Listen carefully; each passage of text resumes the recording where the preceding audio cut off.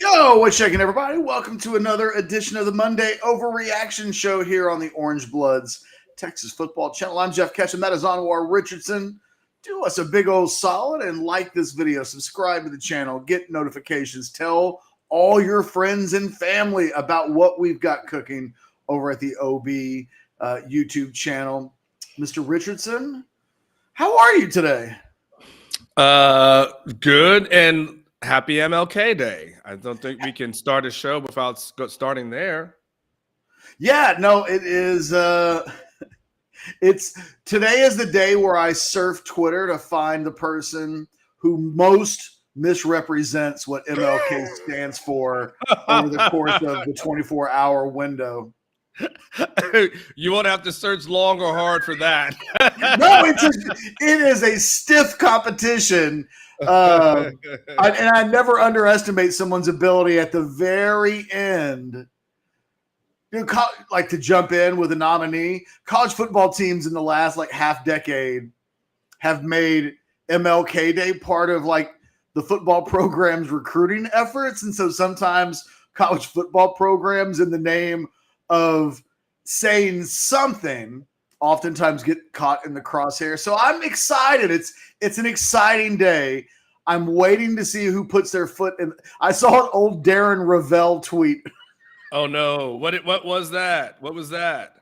He said, I can't be a racist because I own one of the largest MLK collections in the world and some of my best friends are black.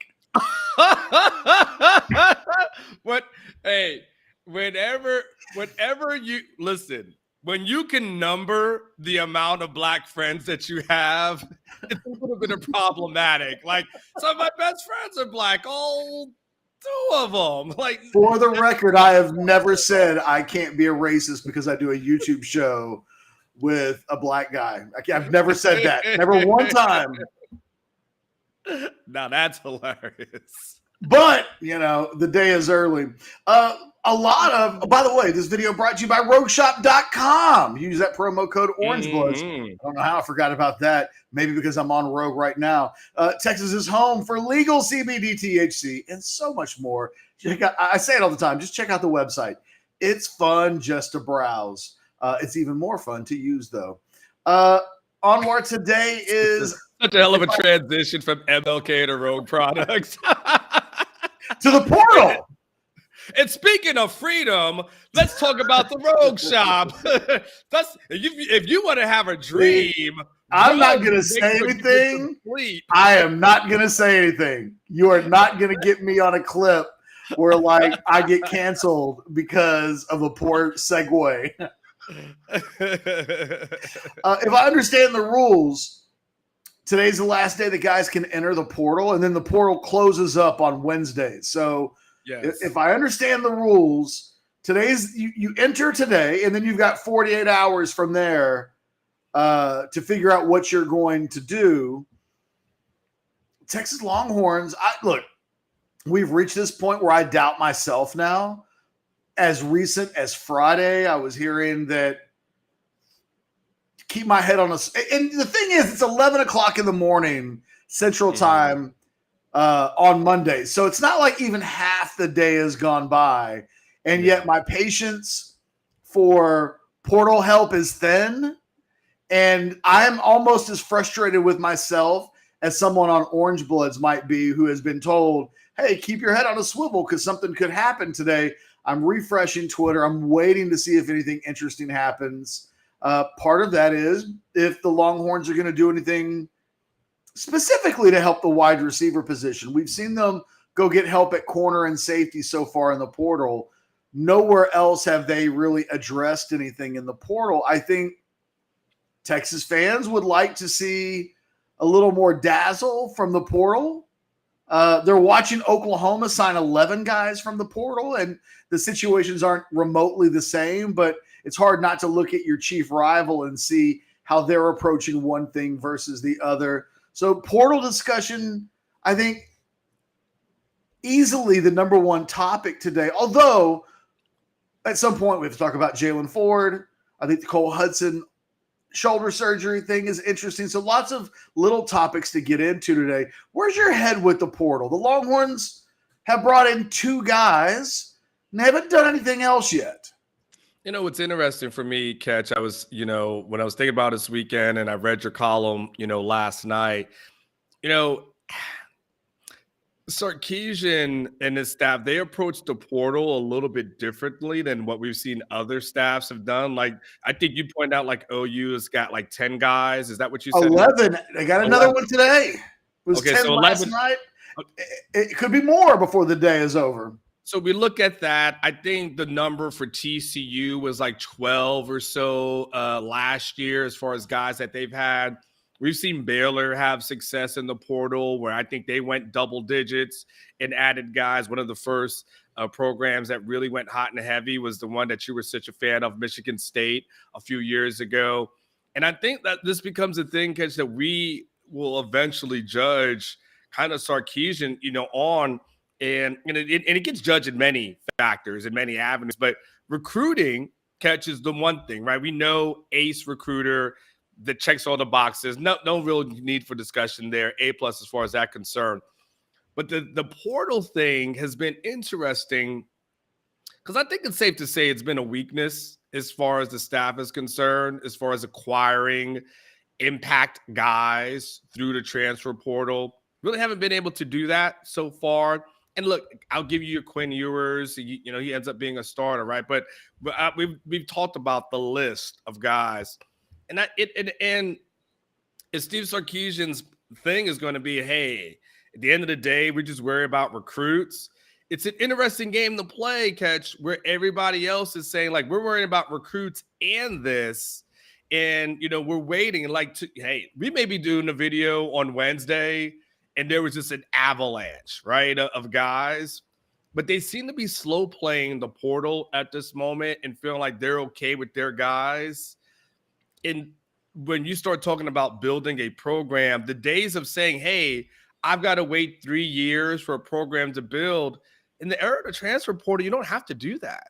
Like, you could literally say from day one, you can come in and be Sonny Dykes, Catch, and inherit a 5-win team and say, I'll transfer portal this thing up and get us to wherever, at least to the Big 12 championship game, and, and maybe the CFP. So I'll be interested to see how they play the portal because we give out recruiting grades as far as coming out of high school, but we're also going to have to start at some point giving out portal grades as well. Yeah, it's funny. I was thinking about this morning that the way teams use the portal, we've long looked at Texas and said one of the areas that they've struggled in under Mac Brown, Charlie, Tom. It's probably too early to completely have an opinion on Steve Sarkisian, but this idea of development, it's recruiting's half the battle. Then they get on campus, and then you've got to turn them into good college players. The thing that the portal kind of allows you to do somewhat is lessen the need for your development inside your program to be great. Mm-hmm. If you're 100%. Oklahoma and you're bringing in 11 portal guys and the expectations are that 8 of them will start, it's not because you're making them better. It's because you think you're bringing in guys that are already developed that can improve your team from where it would have been otherwise. Texas is fully leaning in, for the most part, into full-on development in its program. We've seen them not look to improve the offensive line immediately in either of the last couple of seasons because they wanted to focus on recruiting. They wanted to focus on landing that class of beef from a year ago, and now they've got those guys on campus. You could still have made a case a year ago that you could sign all of those guys. I still think they should have brought somebody that could have improved the play in the interior of the offensive line, and yet they haven't wanted to do that. When we look at the edge position this year, we've had the conversation about how good does a guy have to be in the portal for you to justify blocking the pathway to playing time for guys like Ethan Burke and Jamon Tapp and, the players that come in this recruiting class. And so, they've recruited a half dozen edge guys over the course of the last 2 windows. None of them yet have proven that they're ready to play yet at a high level. So do you go out and potentially take a guy like Ovie Ogofu like they did 2 years ago, who pretty okay, solid player. But there's a reason after his 4th or 5th year in college, he's going to his 3rd school and not to the NFL, because there's a level that he's at and another level that he's not at. Perfectly fine, good college player, yes. Difference maker, no.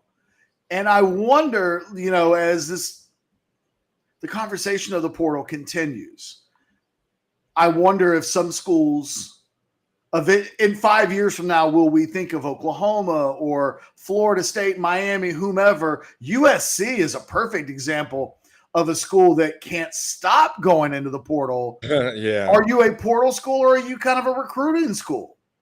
And I think somewhere there's a world out there where you're kind of both. Everybody would love to be Alabama, where you just cherry pick. But at this point, Texas is 98% about developing the players they bring in through high school football recruiting. And they're just much more selective in the portal. There are other words you might use in terms of selective. If you stand around sometimes waiting for the perfect guy to come around, you might just be waiting forever. But to take a non-perfect entity leads to so many questions. From a philosophical standpoint, what Texas does, Oklahoma does, TCU, some of the other schools that we've mentioned, it's fascinating to see the approach towards team building that each school takes. Not something that we've totally ever really focused on over the course of the last 20 years, because there's mostly just been one way. You recruit high school talent, you develop it. If you develop it well, you can be really good. How Oklahoma, I'm thinking of specifically, how they perform this year versus how well Texas performs is talked about annually. How they perform based on how they've been built to perform, I think could be an interesting new conversation, because if Oklahoma were to win the Big 12 this year, their work in the portal will get a lot of conversation. And there will be a lot of Texas fans who will look back at it and say, well, we weren't really that active in the portal. Should we have done more? And it's a guessing game that you can make out anything out of it that you want to. If you want to be critical of Texas, it's easy. If you want to support Texas and say, their strategy is the right one, you can make that case as well. I just, Catch, I don't think, there's, a huge world of the absolutes, right? Because I understand like the natural thing. And I see it kind of in our thread at this moment where I think, people are kind of like defending, the program and, the strategies and those kind of things. But it's not unfair, Catch, to say like, hey, there is help out there. Like there are things that are available that you can, that can go and benefit this program through the transfer portal. Like there's just, it's okay. Again, Quinn Ryan Watts, that helps. But the majority of guys, and again, trying to pull this up, and this is the problem sometimes of Microsoft. You ever have just Microsoft just die on you? That's right. You don't have Microsoft. You're a smart person because you got an Apple product. But the history has shown that Texas has just been to below average as far as transfer portal stuff is concerned. And if it works out, great. But again, we've seen, it worked for others. We've seen it work again. As I started, we've seen it work for Baylor. We've seen it work for TCU. We've seen it work for, other programs. And so, if you're, as reporters, Texas as fans, you want to say, all right. I don't think you can look at this program, Catch, and there's very few positions where you can tell yourself you don't need help. Very few positions that you can tell yourself that, hey, it's not that, like what do you say? Like quarterback, you probably don't need help. But receiver room, I think you can easily say you can need some help in there. Tight end room, you probably don't need any help. Offensive line, probably don't need any help. Running backs, could probably use a little something there, but not a lot. But if there's someone that's available, on the defensive side of the ball catch, is there any position that you tell yourself you don't need any help at all? Like there's no one out there that can make your room better? I think you're open for competition on all positions on the defensive side of the ball. So it's not a knock. We'll see what happens, but it is part of the evaluation process. Like it is part of the evaluation process, and it is part of the building process. Of building a championship team. And again, there's other folks who are saying you can go old school route, and that's fine. But and there's a two thing for me, Catch, because then it's a matter of even if you get the guys, or you're going to make sure you get impact guys that actually help your program, or are we just going to be looking at the Bo Davises of the world and wait, I said that Ben Davis, excuse me, and just and shoulder shrug to yourself and go, that didn't really do anything. Jalil Billingsley, and you'll shoulder shrug and say, that really wasn't worth a scholarship. Now, like you can go down a list of guys who, the Ray Thorntons of the world, and tell yourself, it's okay. But it really didn't give you any, it didn't help you. Hell, Catch, it didn't help you win more than 8 games in the last 2 years. Yeah, it's funny, the wide receiver position, I think, is its own conversation with Texas in the portal. And then I think there are other positions to have different conversations. Specifically with the wide receiver position, it's a position that this year in the portal has been loaded. I mean, I can't name them all out at the moment. I'd have to go to like Rivals and pull up the list. But there's been at least anywhere between a dozen to like 20 guys that I think you could look at that have entered the portal from small schools, big schools, you name it, that I think adding that particular talent might give you more depth for certain. It certainly gives you potentially a starter.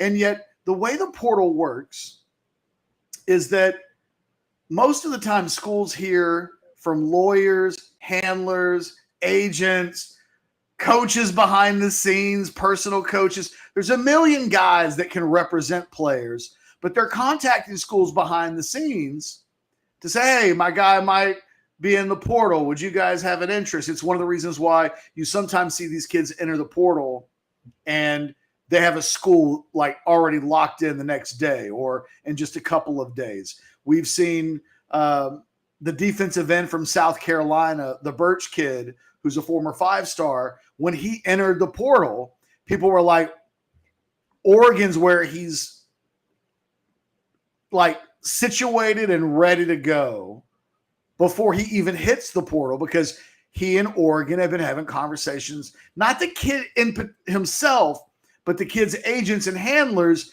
which these kids are all able to have now because of NIL. I think Texas has probably been in the same situation. They've had people contact them. They've had names in their heads of guys that might make themselves available. And it turns into a bird in the hand's worth 2 in the bush kind of a situation. We've seen wide receivers enter the portal, and Texas hasn't been very active with them because I think they've had it in the back of their minds that they've had indications that other players would enter the portal. Even today, there's thought that a player from the SEC could enter the portal today, and it would be a player that Texas is really interested in at the wide receiver position. But, kids enter their names in the portal. They've got 48 hours. Schools talk kids out of the portal. It makes for, the longer you wait, as Texas has, it makes for a more dangerous game. Because in December, there were a lot of names you might have been able to acquire. You might prefer these guys that you think you're going to get later on in the process. But if anything changes, if these guys change their mind, or if those schools create NIL packages because we've seen this happen at Texas, right? Xavier Worthy was going to enter, he had entered the portal, and Texas was able to get him out of the portal within the 48-hour kind of exclusive window that they have before it hits the streets. I think Texas has been in that situation. And at the end of the portal, which really is in May, because the coaches could say, in theory, we want to wait and see what happens after spring football and what's available. It is a little bit of a guessing game, though. If you don't take something immediately, there is no guarantee that what you want at the end turns into a pot of gold at the end of the rainbow. Yeah, I just want to kind of expand on that for those who are somewhat unfamiliar with the process. Like, to your point, it's the 48 hours. So a guy goes to the school and says, I'm going to go in the transfer portal, but the school has 48 hours to actually for it to like pop in and his name actually appear for every other program. So the 48-hour window almost becomes a negotiation window for the guys that they actually want to keep and retain. Like, so they have up to 48 hours, and they may not care about a guy catch and say, all right, we'll put your name in right now.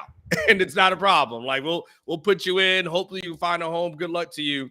But for other guys, they have it almost, it starts to clock. And that's why we talk about like Wednesday and how important that deadline becomes. So, we'll see, potentially some activity, but and there's also been some thought process catch as far as, and things behind the scene that there's been programs that don't necessarily want guys. If I'm school A, so I'm going to just think of if I'm USF, all right, I'll just use that as an example. So there's nothing here. I'm USF, University of South Florida. I'll use my alma mater, and and I'm interested in catch as a player. One thing I'm telling catch is, hey. Don't put your name in the portal right now. I want you to wait because I don't really want to get in a bidding war with all these other programs. Now, if catch is independent, he's like, man, I want a bidding war. Like that's that's going to benefit me.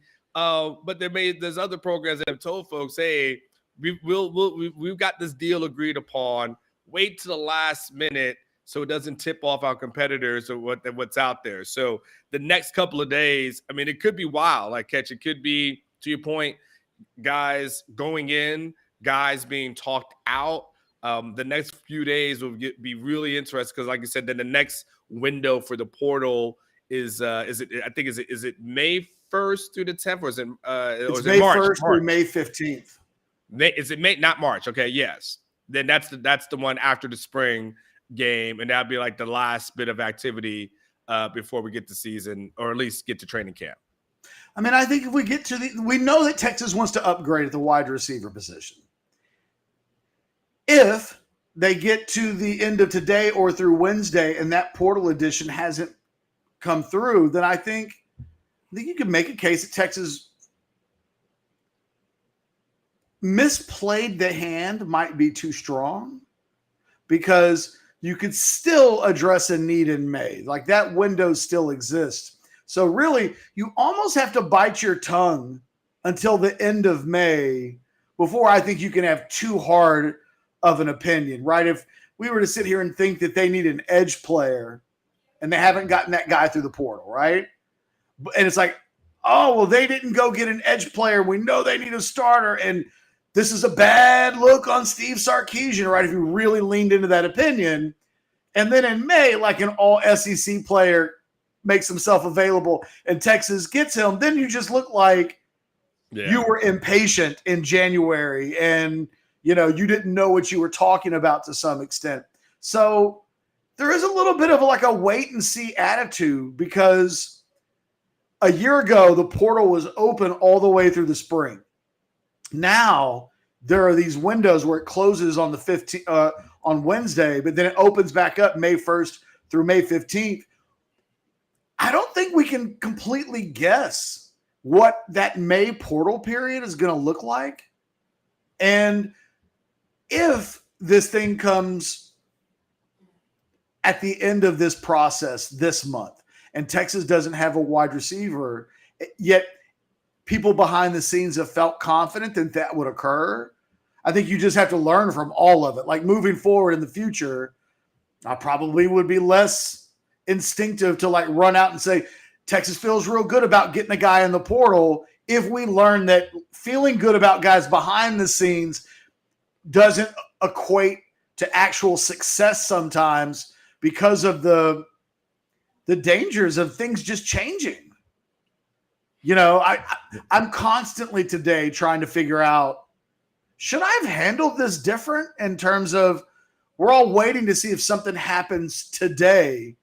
It's at the very end of the process.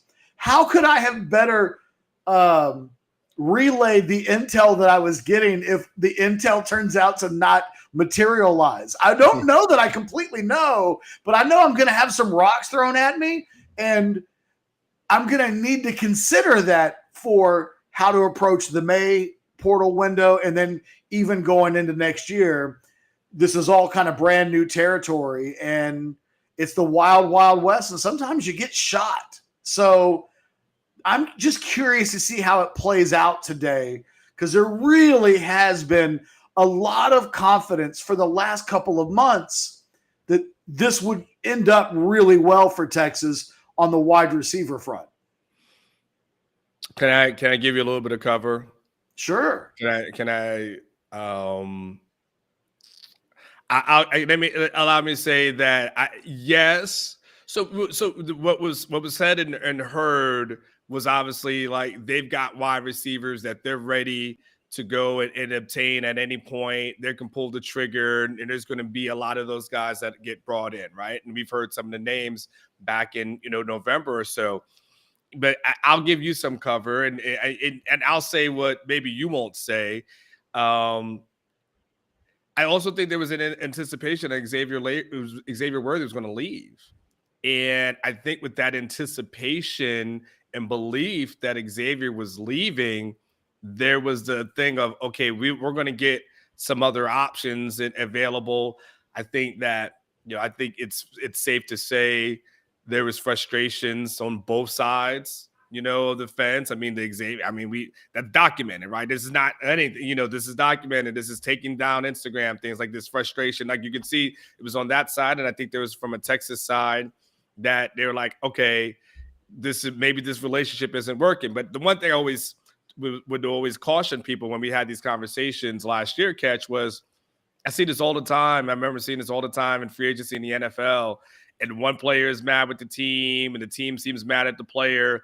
Then all of a sudden they sit down and negotiate. And then next thing you know, they're at a press conference and they all love each other and they're all hugging each other. You're like, well, but you guys hated each other just a few weeks ago. They're like, media blew that out of proportion. Like that's how it always goes. So to your defense, I think there was that anticipation that Xavier was leaving.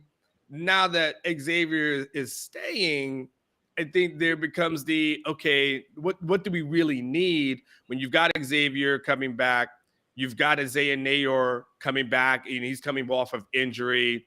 And these guys, let's just call it what it is. Like these guys in the transfer portal, they cost money. Like they're not coming here for free. So then it becomes of how much are we really going to pay when we've got Xavier, we've got Isaiah Nayor, and we got some other good guys. Is that person that much better than Casey Kane? Like, I don't know. So then there becomes a pause of like, well, maybe we could bring in a guy, but maybe we don't. So I think where you kind of get caught up, I think the danger and unfortunate of being accurate and reporting in real time is then when things change and then everyone's still stuck on what happened in real time and forgets about the change. It's what happens with it. It ain't even close. In real time, it was 100% on. Things change, and then people still stay stuck on that. It's like, a great point. Like Orangebloods subscribers, viewers of this video, they don't often bake in some nuance for like the things can change department, right? And so I think it's safe to talk about Kentucky wide receiver Barian Brown. He's not going to enter the portal. But for months, there had been speculation, even inside of the Kentucky program, that he might enter the portal towards the end of the season. Barian Brown was asked about it. For those that don't know, Barian Brown is a true freshman wide receiver at Kentucky who won all SEC freshman honors, was a freshman All-American. Behind the scenes, he has people. It's not Barian Brown who's talking to other schools, but he's got people. Correct. And when I say people, it might be like a lawyer, an agent who does talk to other schools and says, hey, My guy's considering going into the portal. Like, let's talk about, would you guys have an interest? And so there were schools that would have thought that Barian Brown is a guy that might enter the portal. That talk continued into January. He's continued to be a guy that has had his name in the rumor mill. And yet, as of today, and I don't think anymore, the reason why I even bring him up, I don't believe there are any expectations that Barian Brown is now going to enter the portal. But I think some schools certainly would have believed that going back to October. And so as guys start to enter in December, if you in your mind think, well, we're saving a spot for Barian Brown, or we're saving a spot for Xavier Worthy, then you maybe don't make a move early on when things are going, unless a guy enters that you think is better than that. But I think Texas and maybe a few other schools have probably been in a position where they think the best guys are going to enter late in the process. And then again, sometimes when you wait, things just change. Guys get cold feet. It turns out that maybe an agent has overspoken his boundaries, right? I mean, we certainly know that is the case as well. There have been Texas players who have had representatives give them advice to do one thing, and then the players are like, that's not really what I want to do. Yeah. And so I think that we've probably seen that across the country. There'll be no place for me to hide tonight or on Wednesday if Texas doesn't add a wide receiver through the portal. I'm prepared for that. But you know what's so messed up though about that, Catch? It's like you were the only person in the Longhorn reporting universe that put out that thing. Like it's a weird scoreboard that gets kept where it's like, Catch, oh my God, it's like there's no other website reported that. Like I went to another website earlier today because I saw a headline on Twitter.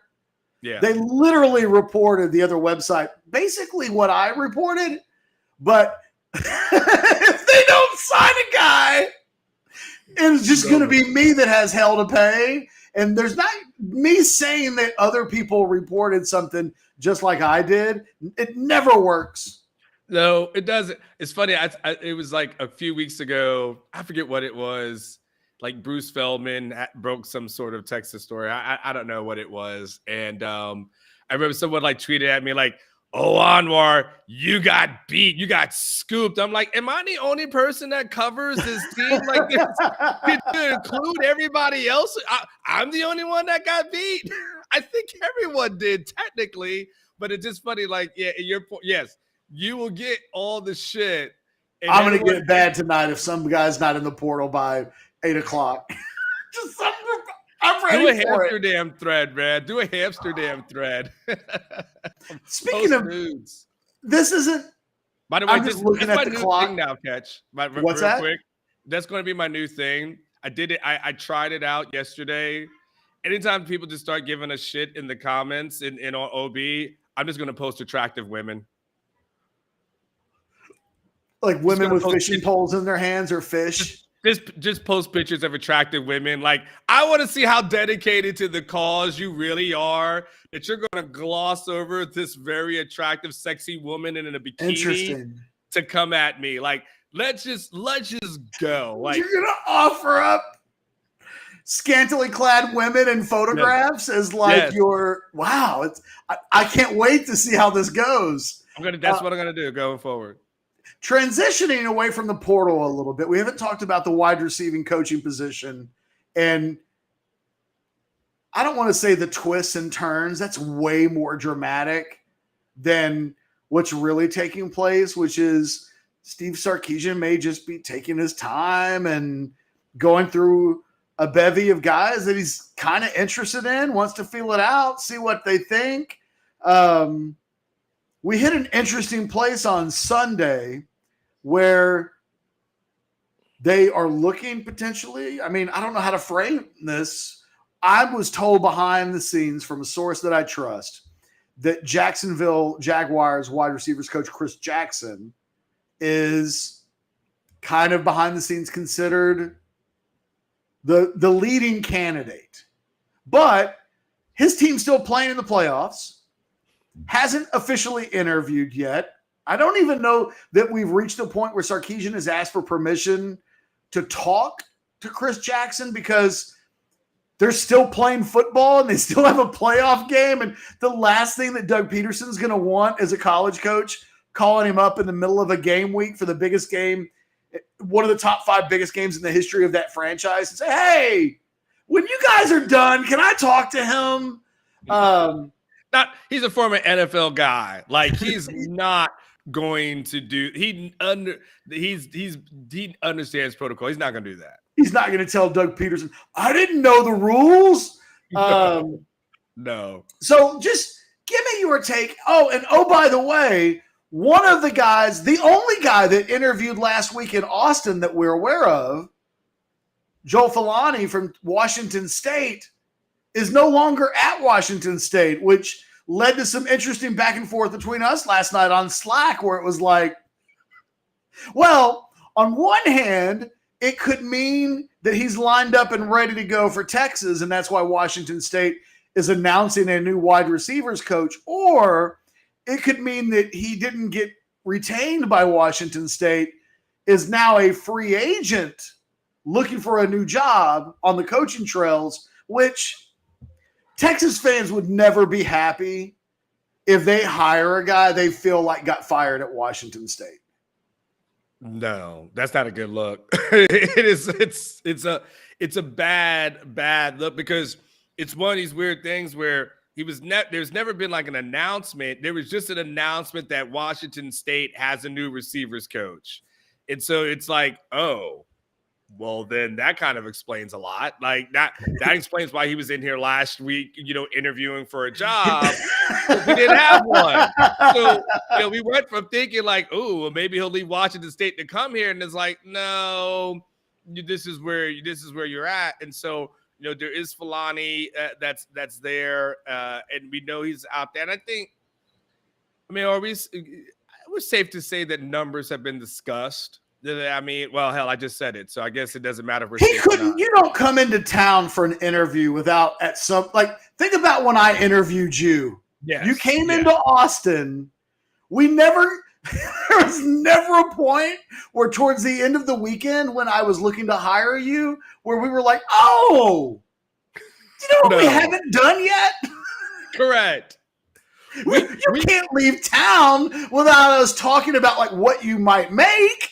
We did. So we had the conversation before I got on the plane because it didn't make any sense to come down here and be like, so how does 28,000 sound? I'm like, dude, I got on the plane for this. Like, I could be working at Publix. So, and then so everyone knows, like you talk about that first, and then you're just like, I'm going to get on a plane and see what it looks like. And so it's interesting. The Chris Jackson component is very interesting, I think, because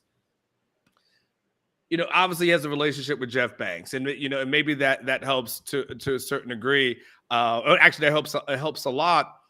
But the question really begs, and we don't have a conversation with Chris Jackson, and by the way, we never will, because we're not allowed to speak to assistant coaches when they get on campus. They definitely ain't making him available after all of what's taking place. Ever. Catch when Brendan Marion, we never got a chance to speak to him when he was here. When he got hired, like at UNLV, I know it's a coordinator thing. Like 2 days later, I saw something on Twitter, him being interviewed, people doing stories out in Las Vegas on like news channels and stuff. I'm like, oh, that's what that guy sounds like. Like you heard his voice. I was like, oh, I mean, he could have been doing sign language for all I know, because I know you never get a chance to talk to him. But the interesting thing for me, Catch, is he's on a team that's right now in the playoffs. They're doing well. We'll see what happens. Like, what happens if they win another game? Like, what becomes what happens there where he starts saying, because the goal typically, Catch, for coaches is to get to the NFL so you don't have to recruit. Like, that's what most people want to do. Like, most coaches will tell you, I want to get there so I don't have to deal with this recruiting BS. And a lot of coaches, and you know this well, Catch, as well, the NIL has a lot of coaches just soured and burned out on this whole process because they've got guys asking, wanting their deals, threatening to go in the portal at different times, upset about certain things. How do you manage a locker room? So most people aren't this. I want to go into this world. He's at the place where just about, if you ask most college football wide receiver coaches if they could leave and be the Jaguars coach, I guarantee you 90% of them or more would say absolutely, 7 days a week or twice on Sunday. So I'll be interested to see if he does pull the trigger, what his motivation would be to leave that world where he doesn't have to recruit and then come in, and here to develop in Texas. Like, that's the things that we don't know. And he's still going to have conversations with his bosses. When you start talking about retention, he's still going to have a conversation with and if Jacksonville says, hey, we love you, we'll give you a bump and we'll add a little title to you that makes you an assistant head coach kind of thing. You just never know. I think it remains to be seen what happens. Real quick, Darwin, apologies for not going to your super chat earlier. Darwin. I just had a brain fart. Love Darwin. With the talent coming in, I feel like Texas doesn't want to block these guys and have them transfer. Happy MLK Day. Happy MLK Day to you, Darwin. You're right. I mean, you're right about it was true at the offensive line. I think it's true at the edge position right now. It will be interesting to see where they do, but it wasn't true at cornerback and safety. They wanted immediate help in those areas. So it really is kind of selective thinking or planning as it relates to how they treat the portal. So here's the thing about Chris Jackson. With the first big junior day coming up this weekend, it would be optimal if you had your new wide receivers coach in place before that junior day so that you can have all the recruits come in. You can show him off. They can have face-to-face meetings and, in ways that you might not get another chance until April or May to recreate. If Sark waits until after this weekend to make a move, then I think that's screaming Chris Jackson. Sure.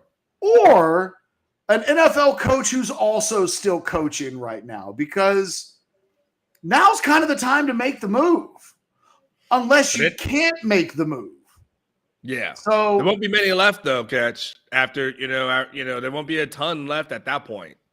Well, exactly. I mean, after this weekend, you're talking about 8 teams. Mm-hmm. So 75%. If you wanted to hire an NFL coach in time to have him in place for the junior day, 75% of them are available now, at least to have conversations with, right? Yeah. There's only 8 that aren't. Most of those guys certainly would. So it would really be pointing towards Chris Jackson. If we get to Friday and there still hasn't been an announcement, then I think you can just read between the lines. You won't even need us to tell you at that point what the expectations are. It'll be pretty clear that Sarkisian is waiting for the Jaguars season to end at that point based on what we know. Real quick to Joel Filani for a second. I just wanted to tell a quick story because it's funny, I think. When I was in television at KI42, in either like 96 or 97, we lost our weekend sports guy who took a job in the Hartford, Connecticut area, this guy's lived in Hartford, Connecticut the rest of his life since making this move. So we had this open position for the weekend sportscaster job, and hundreds of tapes came in. You could go into our news director's desk, and he had VHS cassette tapes, if you can imagine a world where that's how people tried to get jobs back in the day. Would send their resume tapes, hundreds of resume tapes. There was this guy, Jake Downey, who really nice guy from California. Our news director looked at his tape and said, nah, not my guy. Mm-hmm. Jake Downey got in his car in California and drove to Austin, knocked on our news director's desk and was like, hey, I know you don't like my tape. I know you said no. I know you've got other guys that you might be looking for, but I'm here now. And our news director at the time, this guy named Jeff Godless, it's like, you know what? You are here. They put his ass on camera and had him doing the sports section, like the news that night. And he ends up getting the job, not because he was the best guy, but because he made himself the most easily available guy to get a hold of.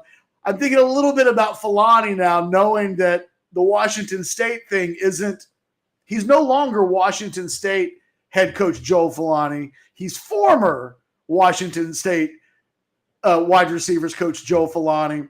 And it just made me think, I bet it was easy to get down to Austin. Like, at that point, you're just trying to do whatever you can do to make yourself the best looking candidate.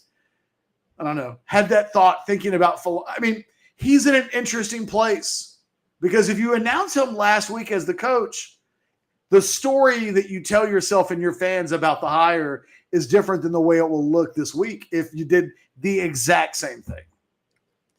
That's a really fascinating story. Yeah, for a couple of years. I'm curious, like, whatever happened to him? What happened to his career?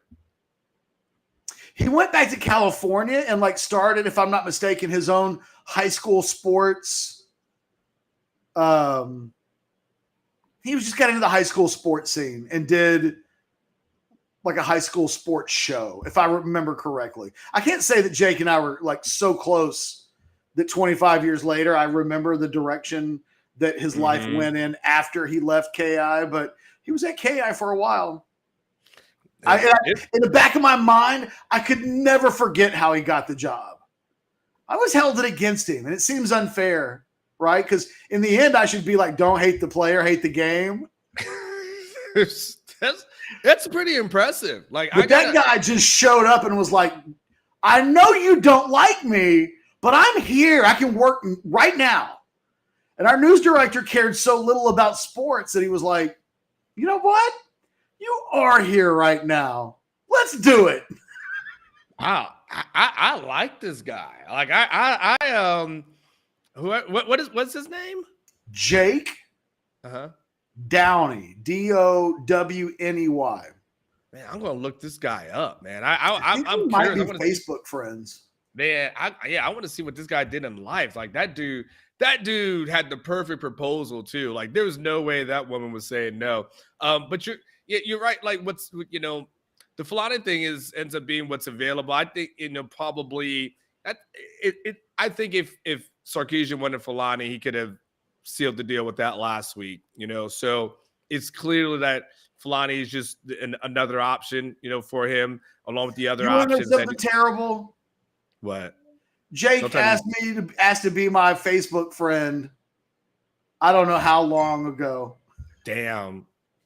And I just typed in his name and it said friend official. Like it showed me the friend request. So I accepted it. Dude, we're now officially friends. He is the owner, executive producer at JD Media Group TV. Good, so you know, man. JD Media Group TV. I hope he's doing well because that is one of the best go-getter stories I've heard. All these years later, it's pretty badass, isn't it? It's really badass. Like he just got in his car, drove half the country, knocked on the door at the TV station, and was like, "Yo, I know what you said," because he got told no. And he was like, I know what you said, but I'm here. You can just hire me today and it'll be completely over. And that's what happened. And the thing is, because that's such a risky move, because that could have weirded him out more. Like, this is crazy. And so that dude just went all chips in and he was like, man, I got one shot. It's like the Eminem song. And, he's like, I got one shot and I'm just going to do it. And this dude did it. He drove. I would love to hear the story. Was he planning to get a hotel room that night, sleep in his car, drive back? Like, I have no idea. I don't know, but one day, props to Jake Downey. But yeah, I think Fulani could have happened if he wanted it to happen. So, it's clearly that he's waiting on others, and clearly Chris Jackson might be the guy that he's waiting, to see. I think he's got different options. He's got options. And I think Rashad Samples would be a guy that you'd have to pay, a little bit of money to, in order to pry him for a job he just took, a few months ago, or maybe only a few weeks ago, I guess, technically, but a couple of months ago. And so, but to bring Chris Jackson out from the NFL, this and that, and here becomes the big question that I want to ask you, Catch. This kind of became like a discussion on our board a little bit this weekend. This is really in your wheelhouse, okay? So there's been guys who have been legendary from the recruiting standpoint, like a Tim Brewster, right? Yeah. That's what you just know him as. You say Tim Brewster, you think ace recruiter. He's the guy that you have to have. I'm curious now, though, Catch, where in this era of NIL, is the term ace recruiter kind of going to become the dinosaur? Is NIL really what the ace recruiting thing is really about? And guys who built their reputations on my ability to recruit, whether it's a Tim Brewster, whether it's Rashad Samples, or whoever you think the elite recruiters are in the nation, is ace recruiter becoming that title? Is that going to die? No, it's not going to die. I mean, but if you're, especially, there are levels to this. If you're at Alabama, Georgia, Ohio State, you're right, the elite of the elite, you're recruiting at a level where NIL is a really big deal, in the sense that you're talking about guys that are hearing about $500,000, $1 million over the course of 3 or 4 years, multi-million dollars. But if you're at Baylor and you're recruiting against Texas Tech and you're in that mid-tier level of, let's say, high 3-star prospects, NIL probably matters a little bit, but doesn't matter as much as relationships, being a good recruiter. Can you sell a ketchup popsicle to a room full of guys wearing white coats? I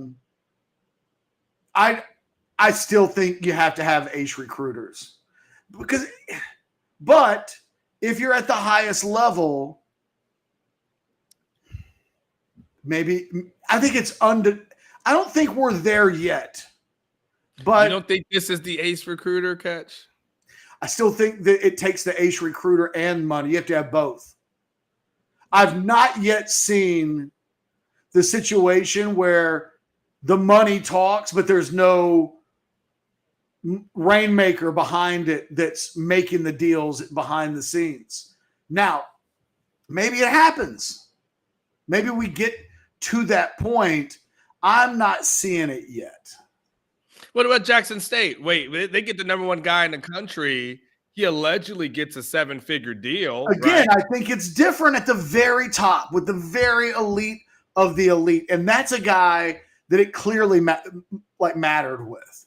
Mm-hmm. He didn't go to Jackson State without knowing that he was going to have this monstrous NIL deal on the table. I don't know. I mean, I hear the theory, because you're not the first person to bring it up. And the reason why this matters at this exact moment is because if Texas hires if Texas hires Jacksonville coach Chris Jackson, it's a lot of Jacksons in the last 3 minutes. It is a lot of Jacksons. Jackson State, Chris Jackson, Jacksonville Jaguars. He has no experience recruiting. He's never been in the state of Texas, as far as I can tell. The last time he went from high school coach in Arizona, I forget what high school it was, Liberty something. He goes from Arizona to one of these camps designed to get minority coaches some eyeballs on them. And to his credit, a little bit like our guy Jake Downey, Chris Jackson went from high school coach, went to one of these camps at a training camp, performed well enough in front of the Steelers that they made him a defensive assistant. A year later, he's an assistant wide receivers coach. 2 years later, he is the wide receivers coach for the Jacksonville Jaguars, one of what will be the final 8 teams left standing in the 2023 playoffs. That's an amazing ascension in 4 or 5 years. So talk about guys that just there's a part of me that thinks you can be a badass recruiter if you can walk in off the streets and over the course of a couple of days convince an NFL team that they're better if they hire you. And then to constantly be moving forward, I think it's a real credit to him. But, you know, if Texas hires him, you are hiring a guy that doesn't have skins on the wall in recruiting. When Stan Drayton was hired at Texas, everybody pointed, we went through like the whole roll call of every guy that he had ever coached and ever recruited. And then when they hire a guy like Andre Coleman, everybody looked at his resume and said, well, he developed Lockett, but he's never landed a 4-star in recruiting. Like how much should you expect of him? This is a guy with zero history as a recruiter. None. Zero. And he's different than the other guys that Sarkisian has recruited or talked to about the position. Filani is a guy that's coached college ball twice in the state of Texas, and he's recruited the state of Texas. So, like, presumably you're hiring him and he's got connections, and you can send him on the road and he knows where he's going. Maybe this hire will give us an idea of what Sarkisian values the most.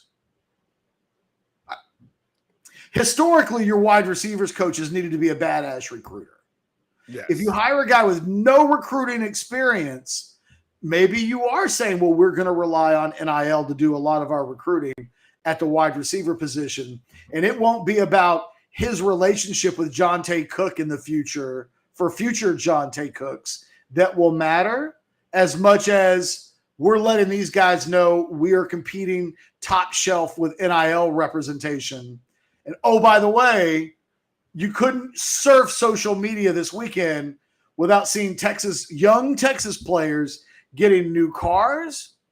Hayden Connor just got a new house. Oh, like, love that deal. You know, it's pretty out in the open at this point.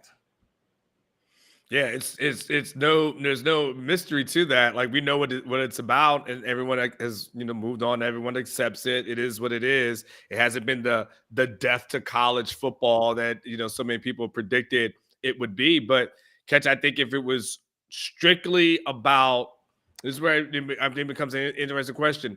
If it's strictly about ace recruiter, then you bring in Rashad Samples. That's your easy check the box, right? That's the typical what you would want. The connections from the Dallas, the DFW area, connections throughout the state of Texas.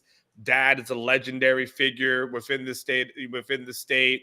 Coached at Texas, coached at SMU at some point, came back, was at TCU. Like, if there's anyone who you would say epitomizes like Texas, young, relatable, and is known as a recruiter, that's him. But you haven't pulled the trigger on that. And Chris Jackson's your number one. That's a shift. That's now saying, like, we don't necessarily need ace recruiters. We look for a guy that you can develop talent, and that's what we're prioritizing. And through NIL, we'll get the guys that we want. NIL will help us get the guys that we want. We just want someone to develop them. That's what that Chris Jackson hiring will signal to us if that does occur. If you pry him out of there, because everybody else fits the norm of, hey, you go ahead and get the guys who, have college coaching experiences and been in these different places, maybe have some ties to Texas. Now we're hearing that, this kind of, that Sarkisian is looking at NFL guys strictly for the development point, which means that is not necessarily looking for the quote ace recruiter thing. That's why I wanted to ask that question. It like I said, maybe it's not clearly defined at this moment, but it does seem to be at this point a little bit of a shift. And maybe not everybody on your staff is considered an ace recruiter, and maybe you don't need that. And maybe he feels like, hey, I that's my job. I'll take care of that, and I'll seal the deal.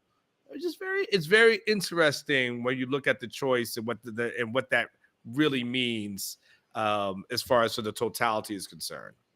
I think the person in this conversation with the most leverage is Rashad Samples.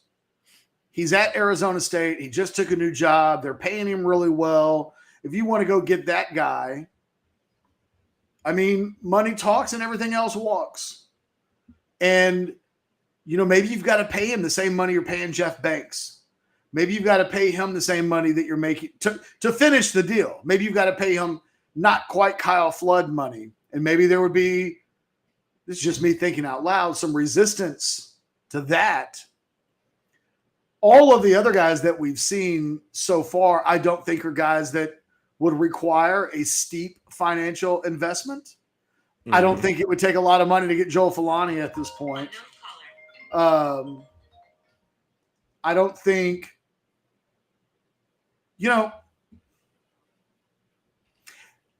Chris Jackson is really interesting to me because he's been a pro coach for so long. He's literally in his first year as an NFL wide receivers coach. He was an assistant wide receivers coach before that. There's two ways of looking at this, and I've thought about this for the last 24 hours or so. Is he even a candidate if he's not boys with Jeff Banks? Yeah, I think the answer to that is probably no. Probably.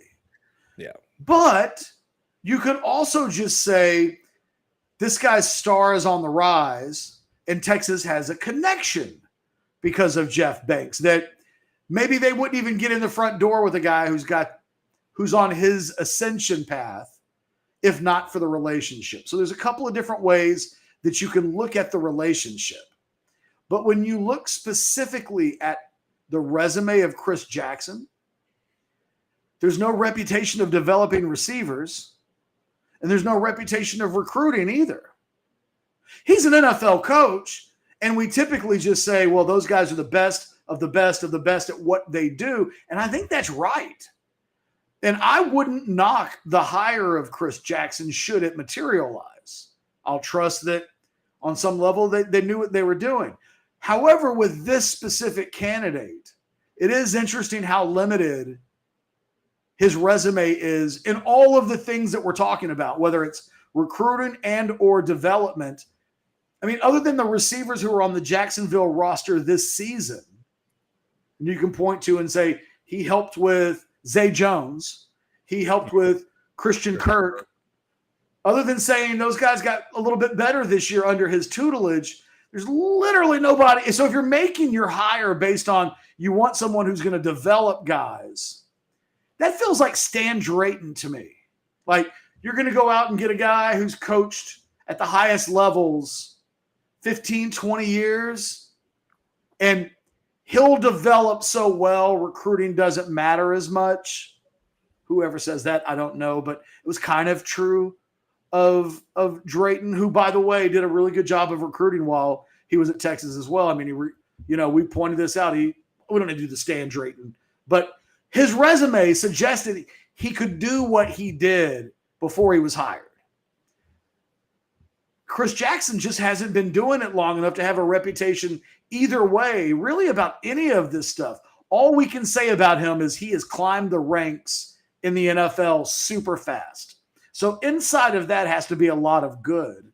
But you can't say, well, if Chris Jackson ends up being the hire, you can't say, well, he picked him over Rashad Samples because Texas wants a guy who's going to develop wide receivers better.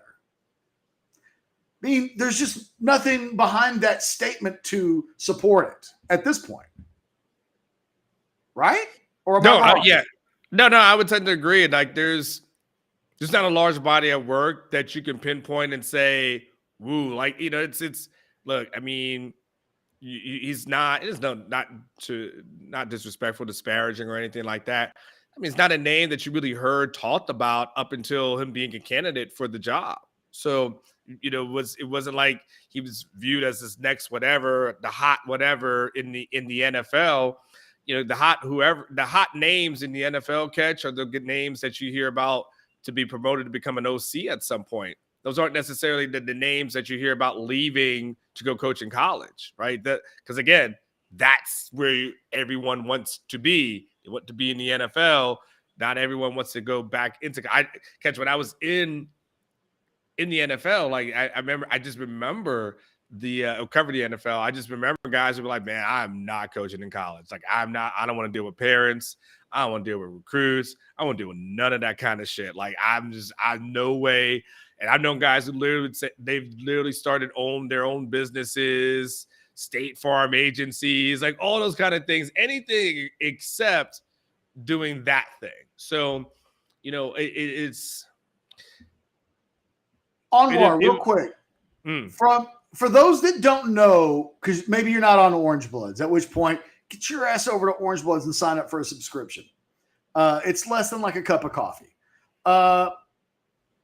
Jackson 5 years ago today, like if we went back to January, what is it, 16th? We went to January 16th, 2018. Chris Jackson was coaching high school football at Peoria Liberty High School in Arizona. Not as a head coach, right? This isn't one of these situations like so many that we seem to see inside the state of Texas, where the high school, even most recently Chris Gilbert, who was a successful high school coach, takes an off-the-field role for Texas, but now is coaching at North Texas. Our guy at UTSA, Jeff Traylor, Texas Tech with Joey McGuire. Not like that. He's a position coach. On January 16th, 2018, he's a high school wide receivers coach in Arizona. You know what that means? He's probably also having to coach JV football. You know what that means? He's probably in a classroom teaching something. Because not every place is the state of Texas. If you're an assistant coach in almost every other state in the country, you got to teach too. So he's probably teaching geography or something in a high school, coaching wide receivers, coaching the JV. And in 2018, that summer, he went to he was an assistant for the Bears during training camp. And you know what this looks like. You've covered NFL training camps before. They'll do these little 2 or 3 day things. Yes. He was part of a program called the Bill Walsh Diversity Coaching Fellowship. And what that allowed him to do was help out at training camp for a few days. Yeah. He took that opportunity with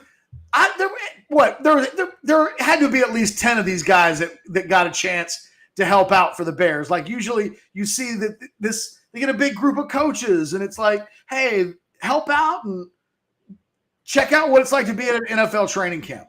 That's what Jen Welter did a few years ago when she was like with the Cardinals and stuff for a little bit. She did something pretty similar to that. The Bears hired him as a defensive assistant in 2019. He does that for a year, and then in 2020 and 2021, he's an assistant wide receivers coach. So he's not like the wide receivers coach. He's the assistant to the wide receivers coach. It makes him the Dwight of the coaching office, right? It's either he's either Jim or Dwight. But in 2 years, he becomes the full-time wide receivers coach of the Jaguars. And what's really interesting about that is that Doug Peterson isn't with the Bears. But when he gets the Jacksonville job, he hires this guy, which means that the word of mouth around the league about this guy must be pretty good. I can't say I can speak to his successes beyond what's in his bio, but the things that we know have happened, how he got here, would indicate that he's very well thought of. Doug Peterson's won a Super Bowl, and that guy could have hired a lot of guys to be his wide receivers coach. He went to get a guy with zero experience running a wide receivers room to be his guy. This Chris Jackson must be a really impressive guy behind the scenes to have earned such a reputation that his ascension to wide receivers coach in the NFL has occurred so quickly. Yeah, I would definitely agree. And then, it's kind of ends up being the perfect storm for him because, yeah, by the way, you have a quarterback who can actually get your receivers the ball. So there is a certain thing that having a guy like Trevor Lawrence, when he's not throwing interceptions, it helps you out tremendously. Helps you. It can make a lot of people. He can make a lot of receivers coaches look pretty well when you're wide. He's getting you the ball in those tight ass windows. So clearly he knows what he's doing. Clearly he's smart. And look, Sarkisian is a former NFL guy, so I'm sure Sarkisian has been able to do his due diligence on that and hear all the positive things about him as far as the developer is concerned. Probably thinking he's young, so you're relatable to some young people. Jags coach, maybe that'll help him with some skins on the wall. So it'll be interesting, Catch. I'll be interested to see how this thing shapes out over the next, few weeks, especially if, Jacksonville doesn't advance, past this upcoming weekend. I'll be interested to see what happens with the conversations and how quickly they move. Steve asks in the chat, how old is Chris Jackson? He's 47, will be 48 in February. Because this I know because I engulfed his Wikipedia page yesterday.